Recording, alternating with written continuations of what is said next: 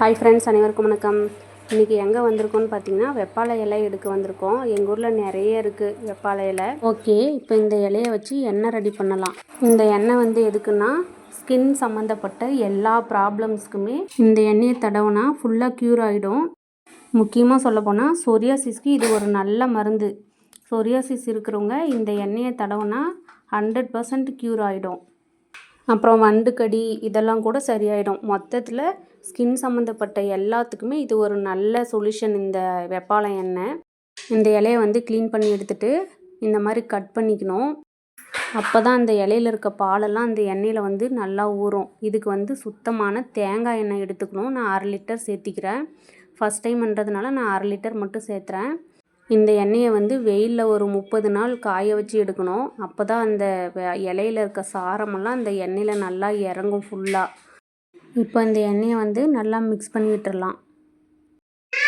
Okay, இதுக்கப்புறம் ஒரு வெள்ளை துணி எடுத்து இந்த மாதிரி கட்டி வெயிலில் காய வச்சிடலாம். வெயில் நல்லா அடித்தா ஒரு 25 நாள் வச்சா கூட போதும். இது நம்ம வடிகட்டுறதுக்கு ஒரு 2 நாளைக்கு முன்னாடி நிழலில் காய வச்ச குப்பை மீனையும் துளசியும் சேர்த்திக்கணும். அது ரொம்ப கம்மியாக தான் சேர்த்தணும். அதுக்கப்புறம் 2 நாள் விட்டு நம்ம எண்ணெயை வடிகட்டிக்கலாம். இப்போ ஃபஸ்ட்டே பாருங்கள், வெயிலில் வச்சதுமே அந்த இலையில் இருக்க சாரமெல்லாம் எண்ணெயில் இறங்கிடுச்சு. ஆனால் இது கலர் தான் வந்திருக்கு. நமக்கு இன்னும் அந்த எசன்ஸ் ஃபுல்லாகவே எண்ணெயில் இறங்கணுன்னா நம்ம ஒரு 25 நாள் இல்லைனா 30 நாள் வைக்கணும். வெயிலில் வச்சு எடுத்தால் தான் எண்ணெய் நமக்கு அந்த இலையில் இருக்க எசன்ஸ் ஃபுல்லாக இறங்கி லாஸ்ட்டாக நம்ம பார்த்தோம்னா எண்ணெய் திக்காக நல்லா இருக்கும் பார்க்குறதுக்கு. இது பார்த்திங்கன்னா வச்சு 10 நாள் ஆயிடுச்சு.